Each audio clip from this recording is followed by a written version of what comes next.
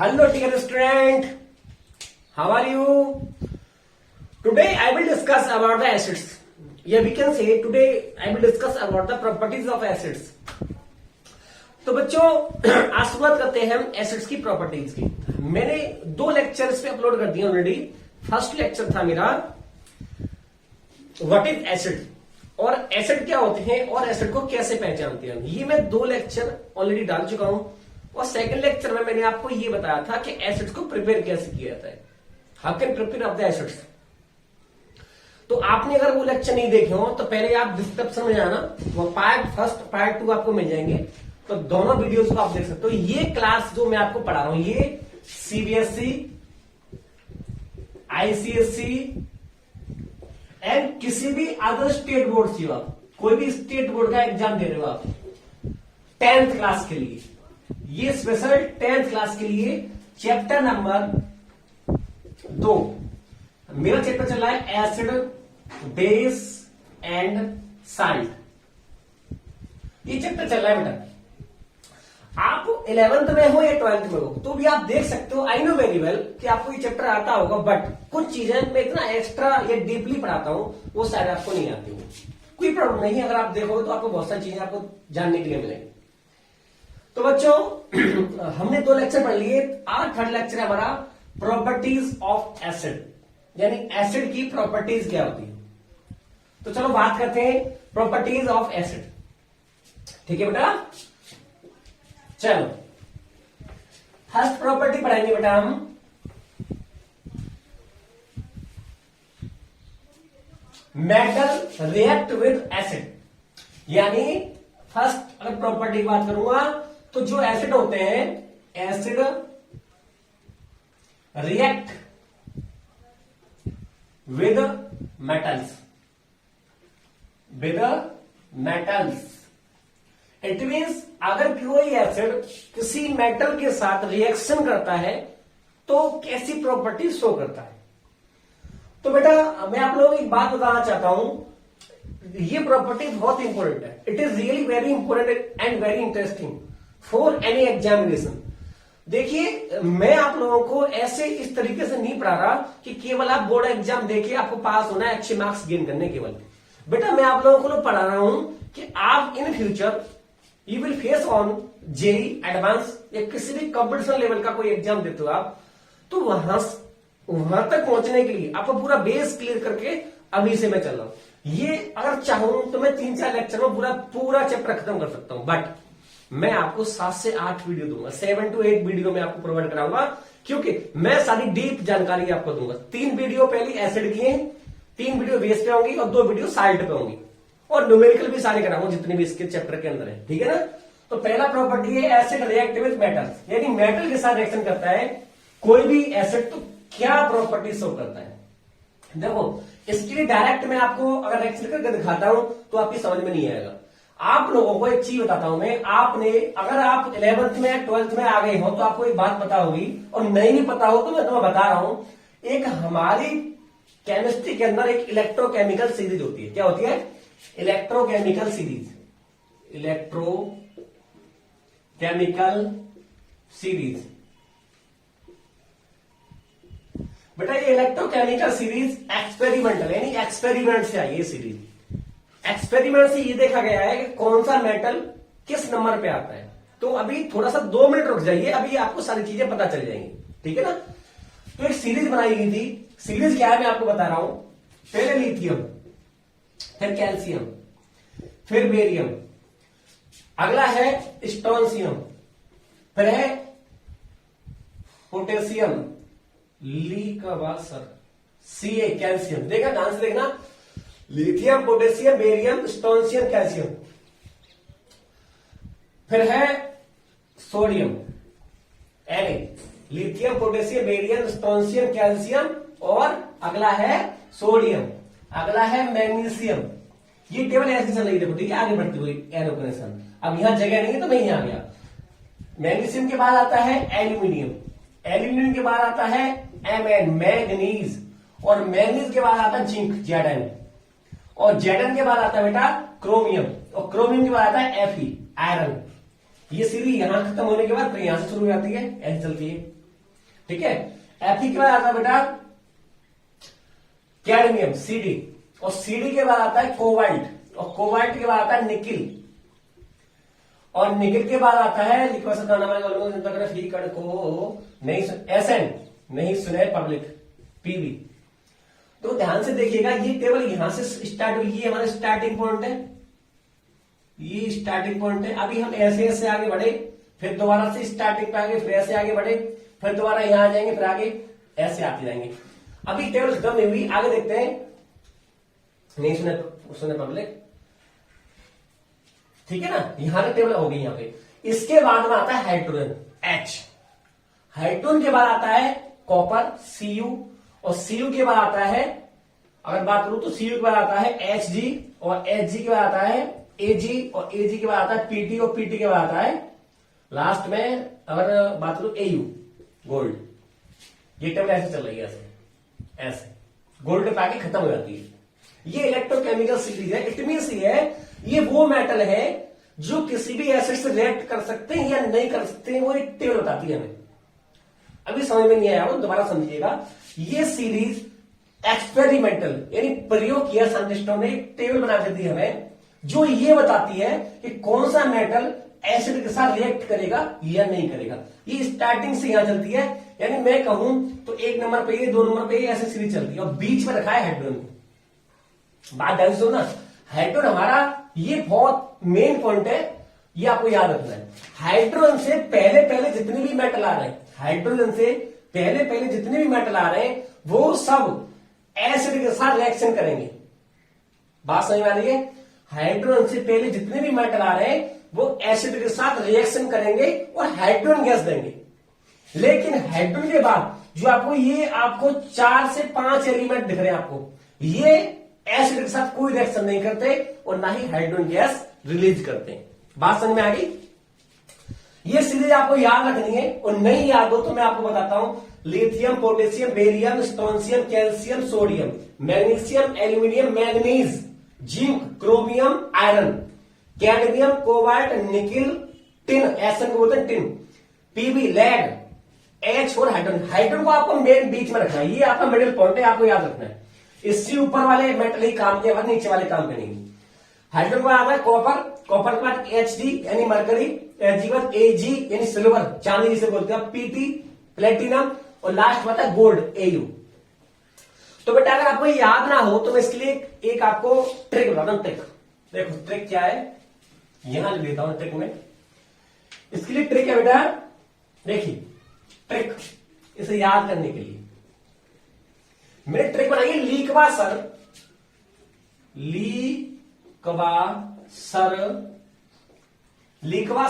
काना मांगे, यहां लिख रहा हूं, लीकवा सर काना मांगे ऑल मैंगो, ऑल MANGO। आपको दिखाई दे रहा हो, नहीं दिखाई दे रहा तो मैं बोल रहा हूं, लिखवा सर काना मांगे और मैंगो, जनता करे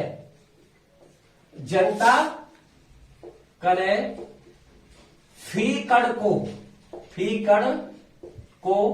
नहीं सुने पब्लिक, नहीं सुने पब्लिक,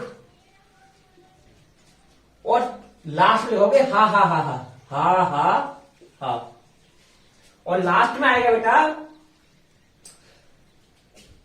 क्योंकि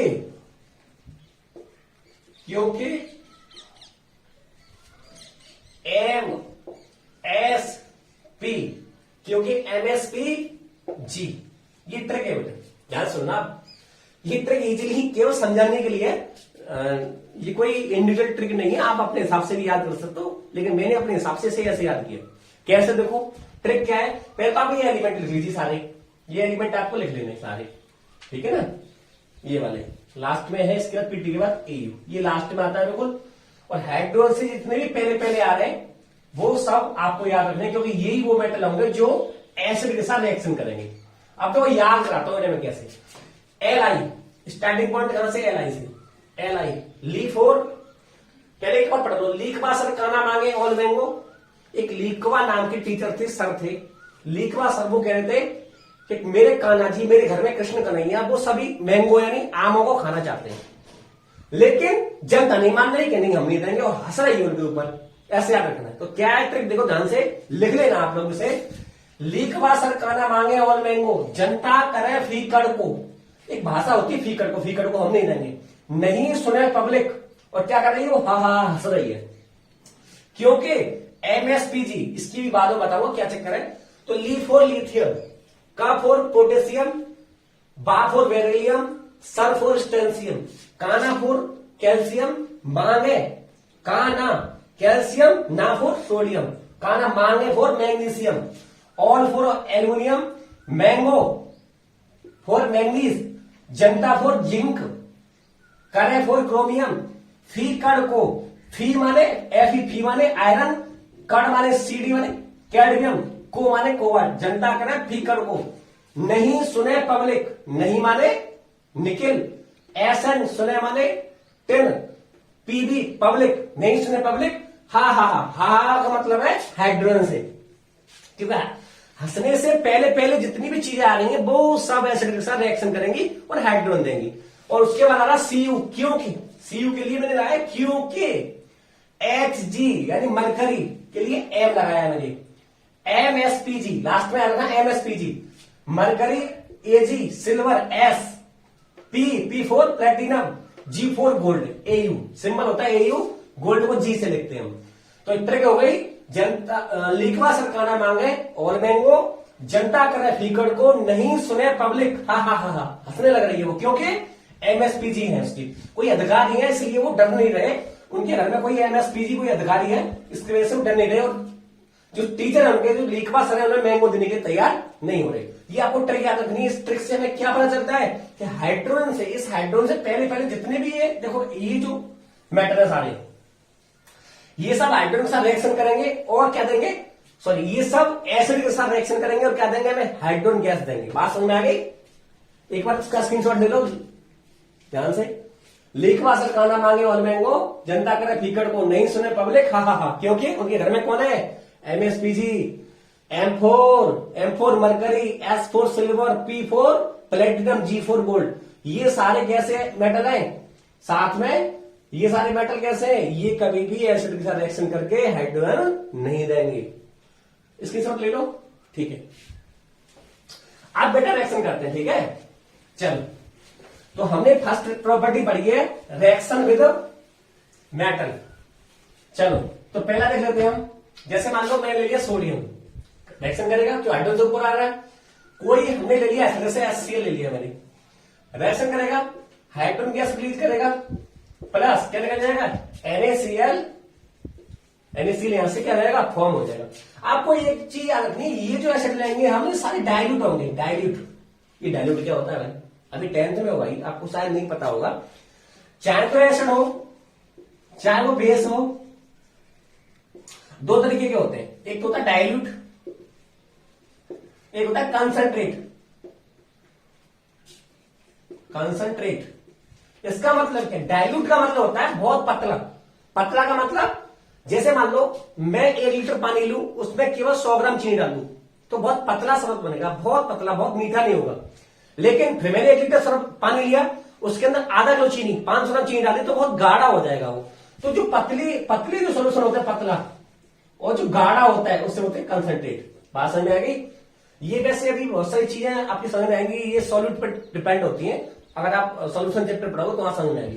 केवल इतना रखना, डाइल्यूट का मतलब बहुत पतला होगा वो, इसके अंदर पानी की मात्रा ज्यादा होगी। कंसंट्रेट का मतलब बहुत गाढ़ा, उसमें पानी की मात्रा कम होगी। बात समझ में आ गई? तो ये सारे क्या लेने यहाँ पे यहाँ पे सारे डाइल्यूट हमें एसिड लेने, क्या लेना, डाइल्यूट एसिड। और HCl कौन सा एसिड है, हाइड्रोक्लोरिक एसिड। HCl का नाम क्या है? अगर देखो आपको लग रहा है कि सर आप इनके नाम लिख दिया करो, तो मुझे कमेंट में आप लोग बता देना, मैं सारे नाम भी लिख दिया करूँ नीचे, क्योंकि ये सारे साल्ट जो भी चीजें यहाँ में जितने भी केमिकल फॉर्मूले आते हैं सबके नाम में नीचे लिख दिया करूँ, ठीक है ना। तो HCl क्या है, HCl हाइड्रोक्लोरिक एसिड। ये डाइल्यूट यानी पतला लेना मुझे, यानी इट मीन पानी ज्यादा होगा इसके अंदर, तभी रिएक्शन करेगा। ये क्या देगा, हाइड्रोजन गैस। और क्या देगा, NaCl, साल्ट है, नमक है, क्या है ये, साल्ट। तो पहली प्रॉपर्टी समझ में आ गई कि जब भी कोई मेटल के साथ कोई एसिड रिएक्शन करेगा, वो कौन सा एसिड, हाइड्रोजन जो ऊपर ऊपर आ रहे थे जितने भी, वो सब क्या देंगे हमें, हाइड्रोजन गैस देंगे। बात समझ में आ गई। एक और एग्जाम्पल देख लेते हैं। अगर मान लो मैं ले लू मैग्नीशियम और मैं आपकी बार H2SO4 ले लू, H2SO4 सल्फ्यूरिक एसिड बोलते हैं, आपको पता होगा, तेजाब जिसे बोलते हैं। डायल्यूट लेना पड़ेगा मुझे, पहले बता दिया मैंने आपको। क्या देगा वो, हाइड्रोजन गैस प्लस क्या निकल जाएगा, मैग्नीशियम सल्फेट MgSO4। देखिए ये MgSO4 कैसे बनना है, कहीं 2 लग जाता है कहीं नहीं आता है। इसके लिए एक और रिएक्शन बनाता हूं, अभी समझ में आएगा। Al प्लस मान लो मैं ले लिया H2SO4 ले लिया आपकी बात, एरो यहां बन जाएगा, हाइड्रोजन गैस रिलीज होगी यहां से, क्या बन जाएगा AlSO4। यहां होल थ्राइस और यहाँ ट्वाइस, यहां कुछ ही लगाया मैंने, यहां 2 लगा दिया 3 लगा दिया, ये क्या चक्कर है, जबकि यहां तो कुछ ऐसा है नहीं। देखो ये कैसे आते हैं, ये आयन एक्सचेंज होते हैं। इसके लिए आप वीडियो देखना, मेरा सर्च करना यूट्यूब पे, target with Ashish making chemical formula. मैंने 1200 फॉर्मूले बनाना सिखाया है कि फॉर्मूले कैसे बनते हैं एक वीडियो में, आप वहां जाके जरूर देखना उसे। मैंने पूरा एक वीडियो में 20-30 मिनट के अंदर 1200 केमिकल फॉर्मूले मैंने बनाना सिखा दिया वहां पे, और ये पता चल जाएगा कि यहाँ 2 कैसे आ रहा है, या 2 कैसे आ रहा है, या 3 कैसे आ रहा है, ये आपको पता चल जाएगा। यहाँ 3 आएगा, एल्यूमिनियम की वैलेंसी 3 होती है, यहाँ 3 आएगा, और यहाँ 2 आएगा क्योंकि SO4 की वैलेंसी 2 होती है। ये चीजें आपको पता चल जाएंगी वहां पे। चलो देख लेना उस वीडियो को। तो बेटा यहां भी डायल्यूट लेना पड़ेगा मुझे। देखो पहले मैं सोडियम के साथ एक्शन कराई तो हाइड्रोजन निकली, NaCl निकल गया। मैग्नीशियम के साथ कराई H2SO4, H2 हाइड्रोजन निकल गई, मैग्नीशियम सल्फेट बन गया। फिर मैंने एल्यूमिनियम लिया, फिर रिएक्शन कराई सल्फ्यूरिक एसिड के साथ, फिर हाइड्रोजन निकल गई, एल्यूमिनियम सल्फेट बाहर हो गया। तो यहां पे आपको ये दिखाई दे रहा होगा, हाइड्रोजन से ऊपर ऊपर जितने भी मेटल थे सब हाइड्रोजन गैस रिलीज कर रहे हैं। देखो अभी मैं मान लो यहां पे कॉपर ले लो, Cu कॉपर प्लस HCl, वही डायल्यूट लूंगा अगर भी, तो यहां पे बेटा ये रिएक्शन में हाइड्रोजन नहीं देगा, ये रिएक्शन होगी नहीं, ठीक है ना, ये रिएक्शन नॉट पॉसिबल। क्योंकि कॉपर कहां पे आ रहा है, हाइड्रोजन नीचे आ रहा था। कॉपर की आप Ag चांदी ले सकते हो, नहीं होगी। Au गोल्ड ले सकते हो, नहीं होगी। प्लेटिनम नहीं होगी। Hg मरकरी नहीं होगी, ये रिएक्शन नहीं हो सकती। रिएक्शन होंगी भी बहुत, वो अलग चीज है, अभी आपको समझनी नहीं है, केवल हमें ये समझना है ये हाइड्रोजन नहीं देंगे। कुल मिला के बात ये है, किसी भी एसिड के साथ एक्शन करेंगे तो ये हाइड्रोजन नहीं देंगे। इसका रीजन भी है, वैसे आप चाहो तो जान लेना, ये नॉन रिएक्टिव मेटल होती है। ये सारी मेटल कैसी होती है, नॉन रिएक्टिव, इट मींस ये किसी के साथ रिएक्शन नहीं करती है। बेटा इसका एक एक्सेप्शन है, वो भी आप दे देते हैं। आप कहोगे सर ये एक्सेप्शन का क्या चक्कर है भाई, केमिस्ट्री में जब मैं खुद पढ़ता था तो मैं कंफ्यूज था कि आखिरकार इसके अंदर एक्सेप्शन कितने। ये एक और कंपल्सरी हमारी मजबूरी है एक्सेप्शन पढ़ना, क्योंकि केमिस्ट्री क्या है ना, ये सारी एक्सपेरिमेंट पे डिपेंड करती है, सारी एक्सपेरिमेंटल डेटा होता है हमारे पास, हम खुद कुछ नहीं कर सकते। तुम खुद करना चाहते हो लैब के अंदर प्रैक्टिकल कर सकते हो, मंगा लो, पापा से बोल दो कि सर हमें पूरा लैब का सामान ला के दे दो, प्रैक्टिकल करो खूब, लेकिन आप खुद फिर भी नहीं कर पाएंगे, क्योंकि आपको किसी टीचर की, किसी गाइड की जरूरत पड़ेगी वहां पे। सारे प्रैक्टिकल हम करके दिखा नहीं सकते यहाँ पे, बट आई विल ट्राई, मैं पूरी कोशिश करूंगा, आपको प्रैक्टिकल भी यहां सिखाऊंगा, ठीक है ना। एक एक्सेप्शन भी है, एक्सेप्शन आपको जरूर देखना, क्योंकि एक्सेप्शन से ही क्वेश्चन आता है। एक्सेप्शन माने अपवाद। तो अगला रिएक्शन करेंगे हम, अगर मान लो मैंने HCl ले लिया और H2SO4, 2 एसिड मैंने यूज कर ली, यदि मैं अब की बार HNO3 लूं, ये भी तो एसिड है, नाइट्रिक एसिड। HO3 क्या है, नाइट्रिक एसिड। क्या है ये, नाइट्रिक एसिड। क्या ये रिएक्शन करेगा, हाइड्रोजन देगा? बेटा ये नहीं देता, ये एक्सेप्शन है, बहुत बड़ा एक्सेप्शन है, ध्यान से देखो, बड़ा मजा आएगा सीखने के। देखो अगर मान लो मैंने यहाँ पे कोई मेटल ले लिया, मान लो सोडियम ही ले लिया और नाइट्रिक एसिड का रिएक्शन कराई, तो बेटा ये हाइड्रोजन नहीं देता, यहाँ बड़ी चक्कर है, ये देता है यहाँ पे H2O वाटर, बड़ी प्रॉब्लम है। वो बनाएगा साल्ट Na2 NaNO3। एक्चुअली ये हाइड्रोजन तो देगा, लेकिन होता क्या, ये ऑक्सीजन के साथ तुरंत रिएक्शन करके H2O में कन्वर्ट हो जाता है। ऐसा क्यों होता है, क्योंकि बेटा मैंने लास्ट लेक्चर में सिखाया आपको, HNO3 is very very very good oxidising agent. पता है, ये अपने आप में एक ऑक्सीडाइजिंग एजेंट है, इसलिए ये मेटल के साथ रिएक्शन करने के बाद हाइड्रोजन रिलीज नहीं कर पाता, क्योंकि इतने फास्टली क्या कर देता है, ये सामने वाले को ऑक्सीडाइज कर देता है, इसलिए वाटर में कन्वर्ट हो जाता है, नॉट हाइड्रोजन। ठीक है ना, एक्सेप्शन आपको ध्यान रखना है, इस तरह लगा दिया मैंने, इंपॉर्टेंट है, आपको ध्यान रखना है, ठीक है ना। अब एक और प्रॉब्लम है, देखो अभी ये सोडियम के साथ नहीं रिएक्शन कर रहा, लेकिन 2 मेटल ऐसे भी हैं हमारी पूरी टेबल के अंदर जहां पे HNO3 रिएक्शन करता है, ये भी प्रॉब्लम है। कौन कौन सी है? एक तो है बेटा मैग्नीशियम Mg और एक है मैग्नीज Mn, इसके साथ रिएक्शन करता है ये और बात है। ये भी एक्सेप्शन है देखो आपके लिए। केमिस्ट्री में एक्सेप्शन इतने हैं कि ऐसा लगता है पता नहीं ये सच क्या है, लेकिन बेटा क्या करें, हमारी मजबूरी है, सारे एक्सपेरिमेंट पे डिपेंड करते हैं सारी चीजें। अगर आप एक्सपेरिमेंट करना चाहते हो तो बोल दो पापा से, ले लो लैब बना लो घर पे, क्या प्रॉब्लम है। बात समझ आ रही है बेटा? देखो होता है जब भी मैं एसिड लूंगा ये वाले, तो पता है कैसे एसिड होगा, very very very very dilute, यानी बहुत पतले। इट मीन्स ये इसमें पानी ज्यादा होगा, बहुत ज्यादा पानी होगा। पहले वाले जितने भी एसिड थे वो सब डाइल्यूट तो थे, लेकिन ये वेरी वेरी डाइल्यूट है, बहुत ज्यादा डाइल्यूट है। और ये जो मेटल होगा आपको याद रखना है एसप्शन है, इनके साथ रिएक्शन करेगा तो हाइड्रोजन ये देता है, ये हाइड्रोजन देगा। यहाँ पे हाइड्रोजन क्या करेगा, ये रिलीज करेगा और साथ में साल्ट में आएगा मैग्नीशियम नाइट्रेट MgNO3 का होल ट्वाइस। देखो आप होल ट्वाइस आ गया यहाँ पे, आपको पता नहीं हो क्यों आ गया। ये एक ओल्ड वीडियो देखना जिसमें 1200 फॉर्मूले मैंने बनाना सिखाया है, वहां आपकी समझ में आएगा। अगला Mn मैग्नीज, तो MnNO3 का होल ट्वाइस। तो बेटा ये दो आपको याद रखें मेटल, कौन सी, मैग्नीशियम और मैग्नीज, इनके साथ जब भी नाइट्रिक एसिड, वो भी very very very dilute acid, reaction करेगा तो हाइड्रोजन दे सकता है। अन्यथा HNO3 कभी मेटल के साथ रिएक्शन नहीं करता है, क्योंकि वो H2 नहीं दे पाता, H2O देता है, हाइड्रोजन रिलीज नहीं कर पाता, वाटर में कन्वर्ट कर देता है। चलो बेटा रिएक्शन देखते हैं। बहुत लंबा लेक्चर हो रहा है मुझे पता है, लेकिन क्या करूं, मेरी मजबूरी है भाई, लेक्चर बहुत बड़ा हो जाएगा मुझे पता है। लेकिन देखो अगर पढ़ना तो ऐसे ही पढ़ना पड़ेगा आपको। अगर मैं आपसे कहूं 5 मिनट में पूरा चैप्टर खत्म कर दीजिए, यूट्यूब पे आपने देखा होगा 5 मिनट में सीखे एसिड बेस एंड साल्ट, भाई 5 मिनट में कितना डाटा सिखा देगा कोई, तुम्हें ये बताओ। आपको इतना पढ़ना पड़ेगा भाई, कितना छोटा करोगे आप, नहीं कर सकते। बात समझ में आ रही है? तो चलो नेक्स्ट देखते हैं हम। अगला है बेटा अगली प्रॉपर्टी है मेटल कार्बोनेट, कार्बोनेट यानी अब क्या करेगा, नंबर 2 प्रॉपर्टी बेटा ये कि अब एसिड को मेटल कार्बोनेट के साथ रिएक्शन कराएंगे। किसके साथ?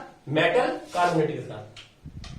ठीक है बेटा, चलो देख लेते हैं मेटल कार्बोनेट के साथ रिएक्शन करेगा तो कुछ नहीं होता। देखो मेटल कार्बोनेट सॉल्ट में कर दिया, प्लस एसिड जब भी रिएक्शन करेगा तो क्या बन जाएगा, यहाँ पे कुछ नहीं बनेगा, यहां बन जाएगा CO2 carbon dioxide plus water H2O और प्लस उसका साल्ट, जो भी साल्ट होगा उस साल्ट होकर तैयार हो जाएगा। एग्जाम्पल देखें, मेटल कार्बोनेट, जैसे आप मेटल कार्बोनेट ले लो, पहले मैग्नीशियम कार्बोनेट MgCO3, कोई भी ऐसे डालो HCl, आपको डाइल्यूट फिर भी लेना, डाइल्यूट तो क्या बनेगा, CO2 यहां से निकलेगी प्लस वाटर निकलेगा यहां से, प्लस साल्ट बन जाएगा क्या, मैग्नीशियम क्लोराइड का MgCl2, ये साल्ट बनकर तैयार हो जाएगा। और ले लो, जैसे मान लो मैं ले लिया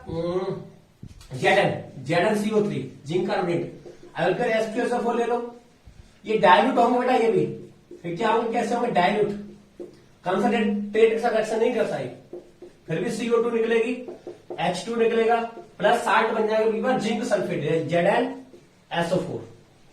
इनके नाम याद रखना, मैग्नीशियम क्लोराइड और जिंक सल्फेट। तो हमने क्या पढ़ा कि जब भी कोई मेटल कार्बोनेट एसिड के साथ रिएक्शन करता है तो CO2 वाटर और साल्ट बनता है। ठीक है ना, 2 प्रॉपर्टी आपकी खत्म हो गई। ठीक है बेटा, प्रॉपर्टी नंबर 3 देखते हैं हम। प्रॉपर्टी नंबर 3,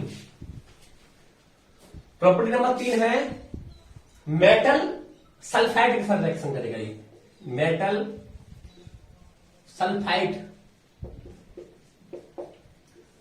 मेटल सल्फाइड के साथ रिएक्शन करेगा तो क्या होगा, तो मेटल सल्फाइड के साथ रिएक्शन करने पर कुछ नहीं होगा। देखो दे देता हूं मैं, या मेटल सल्फाइड सॉल्ट में प्लस एसिड जब भी रिएक्शन करेगा तो कुछ नहीं करेगा, यहां पे SO2 गैस रिलीज होगी, प्लस यहां वाटर रिलीज होगा, वाटर प्लस वही बनेगा साल्ट। एग्जाम्पल देखें, एग्जाम्पल कर लेते हैं।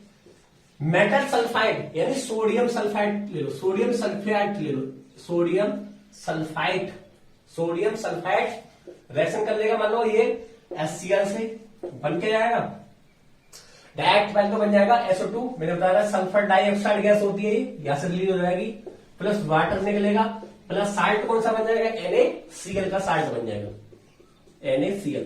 देखो मैं सारी रिएक्शंस को बैलेंस नहीं कर रहा, आपको बैलेंस ही आती होगी, नहीं आती हो तो मैंने एक लेक्चर में सिखाई है, लिंक दे दूंगा आपको, बैलेंस ही करना सीख लेना, ठीक है ना। मैं बैलेंस नहीं कर रहा तो लेक्चर बहुत बड़ा हो जाएगा, ठीक है ना।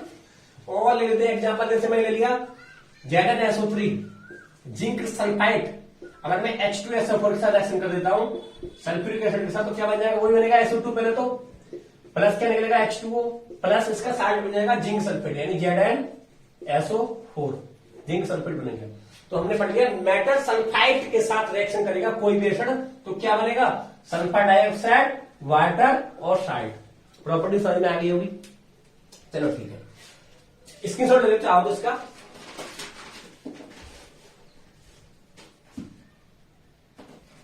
ले लिया,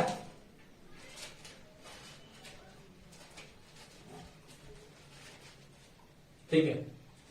एक मैं आपको नोट लिखाता हूं, नोट लिख लीजिए, नोट यहां पे एक नोट लिख लीजिए बेटा। नोट में क्या लिखना है, देखो नोट में ये लिखना आपको कि अभी आपने देखी होगी CO2 गैस रिलीज हो रही थी पीछे जब मेटल कार्बोनेट रिएक्शन करा था एसिड के साथ, और यहां पे SO2 रिलीज हो रही है। अगर CO2 और SO2 को हम किसी भी कैल्शियम हाइड्रोक्साइड या लाइम वाटर के साथ मिला देंगे, अगर CO2 और SO2 लाइम वाटर, CaOH का अल्फा बोलते हैं लाइम वाटर, क्या बोलते हैं, लाइम वाटर यानी चूने का पानी हिंदी में, तो बेटा इसका कलर जो है ना वो मिल्की रहता है, मिल्की, ये आपको याद रखना, मिल्की माने दूधिया रंग का, इसको दूधिया कर देता है। CO2 और SO2 के हम CaOH का अल्फा यानी लाइम वाटर भुजा हुआ चूना इसके साथ डाल दें तो इसका जो कलर है वो कैसा होता है, मिल्की यानी दूधिया, दूध जैसा हो जाता है, आपको याद रखना है। नोट में से आप लिख लेना, दो चीजें लिख लो नोट में यहीं पर नीचे, ये सारे कॉम्पिटिटिव पॉइंट है, सारे कंपटीशन में पूछे जाते हैं, ठीक है ना, और CBSE में कई बार ऐसे क्वेश्चन पूछा गया। एक पॉइंट लिख लो बेटा कि जब भी SO2 किसी कभी रिएक्शन करता है, मान लो K2Cr2O7 से, K2Cr2O7, इसका नाम है पोटेशियम डाइक्रोमेट, यह लिख देता हूं, इसका नाम है पोटेशियम डाइक्रोमेट, बेटा पोटेशियम डाइक्रोमेट ऑरेंज कलर का होता है, कैसे कलर का होता है, ऑरेंज। लेकिन जैसे मैं इसके अंदर SO2 डालता हूं, SO2 सल्फर डाइऑक्साइड, तो इसका कलर कैसा होता है पता है आपको, इसका कलर होता है ग्रीन। कैसा कलर होता है, GREEN। आपको याद रखना है, क्वेश्चन ऐसे ही आता है कि ऐसा कौन सी गैस है जो पोटेशियम डाइक्रोमेट के साथ रिएक्शन करने पर उसका कलर ग्रीन कर देती है, तो वो SO2 है। K2Cr2O7 यानी पोटेशियम डाइक्रोमेट का रंग ऑरेंज से कैसे कर देती है, ग्रीन कलर में चेंज कर देती है। एक और चीज याद रखना, यदि यहां पे मैं ले लू KMnO4 पोटेशियम परमैंगनेट, KMnO4 इसका नाम है पोटेशियम परमैंगनेट, ये पिंक कलर का है, पिंक कलर का।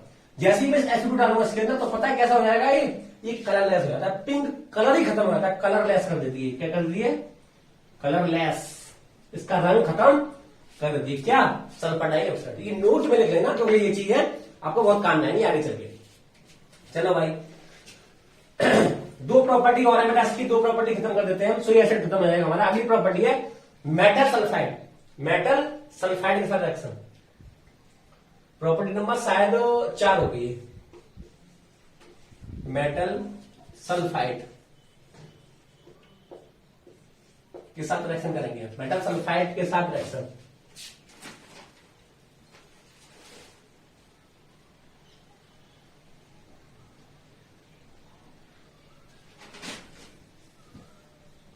ठीक है, तो कुछ नहीं करेंगे, metal sulphide plus acid arrow क्या बन जाएगा इसके अंदर, कुछ नहीं बनेगा, H2S यानी हाइड्रोजन सल्फाइड गैस रिलीज होगी यहां से, प्लस बन जाएगा साल्ट, जो भी साल्ट बनेगा वो साल्ट बन जाएगी। ये गैस कौन सी है, हाइड्रोजन सल्फाइड गैस, क्योंकि मैं कह रहा हूं मेटल सल्फाइड के साथ रिएक्शन, किसके साथ, मेटल सल्फाइड, IDE है, IDE metal sulphide, metal sulphide, sulphide बेटा पहले वाला सल्फाइड था, पहले तो था कौन सा था, सल्फाइड, ये सल्फाइड है, ठीक है ना। एग्जांपल देखते हैं, चलो एग्जांपल ले लो, जैसे ZnS रिएक्शन करेगा HCl के साथ बन जाएगा H2S, गैस रिलीज हो जाएगी यहां से, बन जाए आगे क्या निकलेगा ZnCl2, ZnCl2, ये साल्ट बन गया यहाँ पे, ठीक है ना। इस पे चलना है, ये जो मैं लिख रहा हूं ये इस पे डिपेंडेंट सारी रिएक्शन है। अगला देखते हैं हम, अगर मान लो मैं ले लू FeS, फेरस सल्फाइड, रिएक्शन कर लो H2SO4 के साथ, निकलेगी क्या H2S गैस, आगे क्या निकलेगा साल्ट कौन सा बनेगा फेरस सल्फेट FeSO4, इसका नाम होगा फेरस सल्फेट, ये कौन सा जिंक क्लोराइड, ठीक है बेटा। रिएक्शन समझ में आ गई आपके, बहुत इंपॉर्टेंट है, आप थोड़ा सा इसे ध्यान से देखना, ठीक है बेटा। चलो आगे देखते हैं, लास्ट हमारा बचा है, लास्ट हमारा है